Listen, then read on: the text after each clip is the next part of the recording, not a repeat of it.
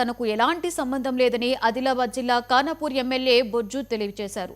తన పైన వస్తున్న ఆరోపణలపై ఎమ్మెల్యే స్పందించారు. ఆదివాసీ బిడ్డనైన తనపై బురద చల్లుతున్నారని విమర్శించారు. ఆదిలోనే అంతం చేయడానికి కుట్ర చేస్తున్నారన్నారు.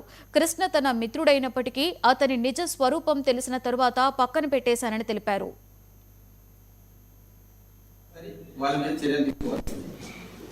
వాళ్ళ పక్షాన్ని నిలబడతా. వాళ్ళు ఇంతకుముందు కూడా నాకు కూడా కలిశారు.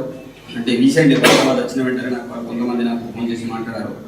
వాళ్ళ పక్షాన 100% ఎస్పీ గారితో మాట్లాడి వాళ్ళకు న్యాయం జరిగేటట్టు చూసే బాధ్యత. ఎందుకంటే మోసం ఎవరి ద్వారా జరిగినా అది ఎవరు చేసినా కంపల్సరీ వాళ్ళ మీద చర్యలు తీసుకోవాల్సింది. నిజంగానే వాళ్లకు ఉద్యోగాలు ఇస్తారనే విషయం నాకు తెలియదు. సరే, ఒకవేళ బై మిస్టేక్ వాళ్ళకు ఉద్యోగాలు ఇస్తాడేమో, ఇచ్చే నీ సెంచరీ నేను బంగారు నేను కల్పించలేను. నీకు ఒక ఎజెండా ఉండొచ్చు, నీకు ఏమైనా ప్లానింగ్ ఉండొచ్చు.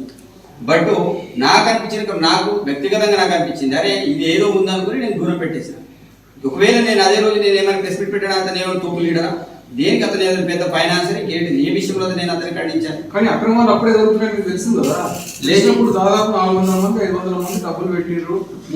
నేను చెక్ పెడితే 4 నెలల క్రితం నేను దూరం పెట్టిన విషయం ఏంటిదంటే అక్రమాలు జరుగుతున్న విషయం అని.